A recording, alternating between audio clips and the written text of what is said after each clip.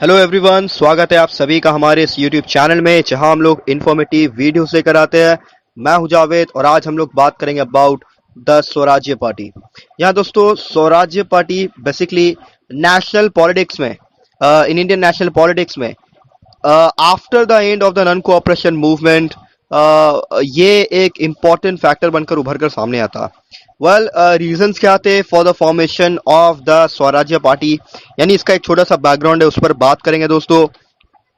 इसके प्रोग्राम्स के बारे में बात करेंगे, देन एक्टिविटीज के बारे में बात करेंगे, फाइनली एक्सटेंशन एंड कंट्रीब्यूशन के बारे में हम लोग बात करेंगे। So have we start this video.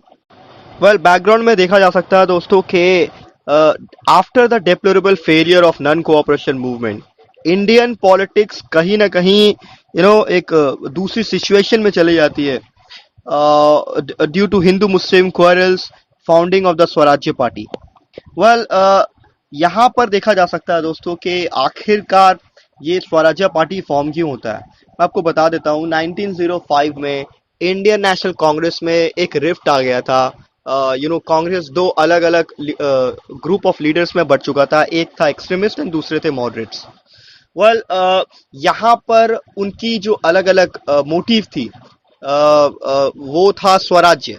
तो स्वराज्य का सेंस तो था, लेकिन ये जो स्वराज्य टर्म है बेसिकली दोनों अलग अलग ग्रुप के सामने में अलग अलग मीनिंग को कैरी करता था। Well that is another sort of story. So non cooperation movement जब Gandhi ji all India level पर नॉन कोऑपरेशन मूवमेंट को लॉन्च करते हैं अलोंग विथ खिलाफत मूवमेंट, तो खिलाफत मूवमेंट को भी इसको ज्वाइन कर लिया जाता है।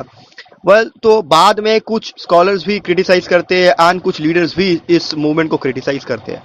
जब पर्टिकुलरली नॉन कोऑपरेशन मूवमेंट को गांधी जी विड्रॉ करने पर मजबूर हो जाते हैं, तो होता यह है कि यहाँ पर अगेन जो दो अलग अलग जो मतलब पार्टी के अंदर में दो अलग अलग जो रिफ्ट थी, यानी extremist and Swaraj, extremist and moderates, स्वराज्य को लेकर उनका जो मीनिंग था वो क्लियर नहीं था एंड अल्टीमेटली स्वराज्य के डिमांड को लेकर for reform in the administrative by the national Congress ये स्वराज्य पार्टी उभर कर सामने आता है 1923 में।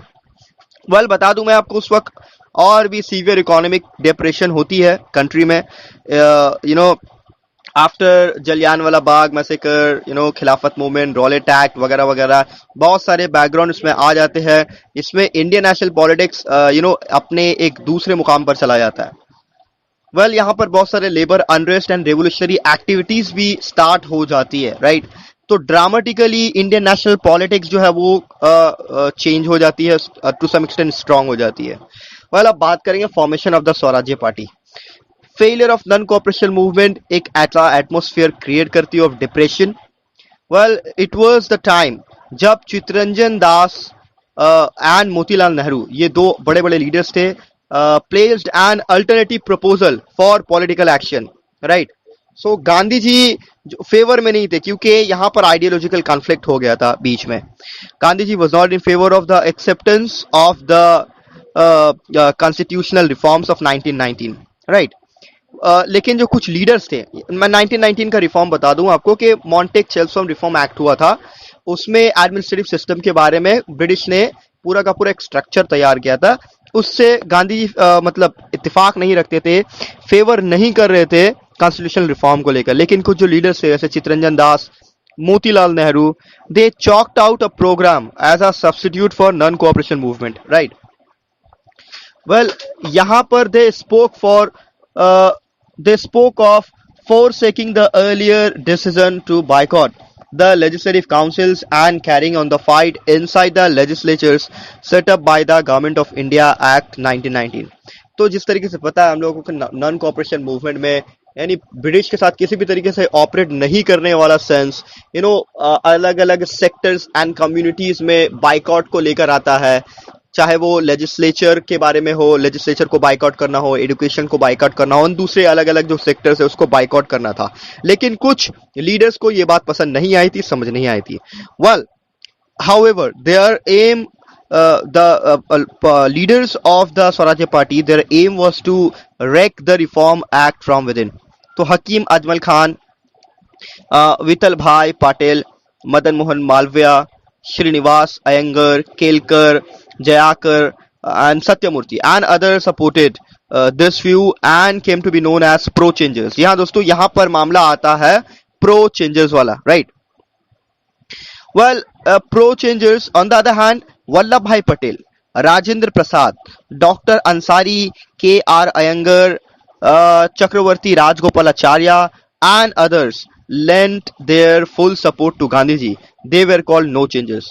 यानी on the one hand, जिन लोगों ने चाहे हकीम अजमल खान हो, विठल भाई पाटिल, मदन मोहन मालविया, श्रीनिवास अयंगर, केलकर, जयकल, सत्यमूर्ति, ये लोग प्रो चेंजर्स के नाम से जाने जाते हैं क्योंकि इनका जो व्यू पॉइंट था वो दूसरे व्यू पॉइंट को सब्सक्राइब कर रहे थे, वो स्वराज्य पार्टी के हक में बोल रहे थे। लेकिन ऑन द अदर हैंड कुछ और भी लीडर्स थे जिनका नाम मैंने बाद में बताया, उनको नो चेंजर्स कहा जाता है because they supported Gandhi ji and his viewpoint.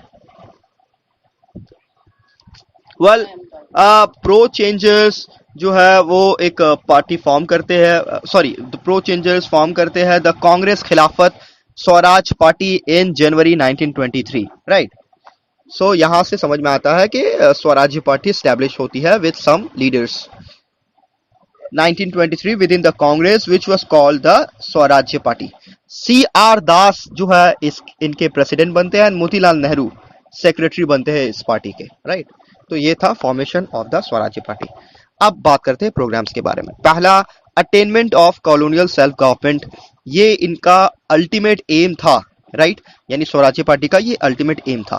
Well, अपने ऑब्जेक्टिव्स को हासिल करने के लिए, कंप्लीट करने के लिए, अटेन करने के लिए पार्टी ने कुछ प्रोग्राम्स को अडॉप्ट किए। पहला था to make the government impossible by uniform, continuous and consistent obstruction through assembly and councils, right? दूसरा, to reject the government budget. तीसरा, to help the progress of nationalism by placing various bills and proposals. चौथा, to stop foreign exploitation by adopting specific economic policy. तो ये कुछ programmes थे। Well, अब बात करेंगे पर्टिकुलरली इस पार्टी के एक्टिविटीज के बारे में। तो स्वराज्य पार्टी जिसने पार्ट लिया in the election held in 1923 according to the reform of 1919 and इस तरीके से Central Province, Bombay, United Province and Assam वगैरह में वगैरह वगैरह इलेक्शंस हुई थी। वेल, बंगाल स्वराज्य पार्टी ने कहीं ना कहीं मेजोरिटी को गेन किया as a single party and CR Das was called upon to form the ministry, right. Well, but he declined to form the government. He followed the policy of non-cooperation with the government. तो यहाँ स्वराज्य party majority gain करती है in the election of different local self government bodies, right. CR Das elect किए जाते हैं as the mayor of the corporation of Calcutta, at that time Calcutta कहा जाता था उसको। फिर उन्होंने कंक्लूड किया the Bengal pact in order to form unity between the Hindus and the Muslims. यहाँ पर in the central legislative assembly Swarajya party 45 seats को ऑक्युपाई करती है in the house of 101 seats, right.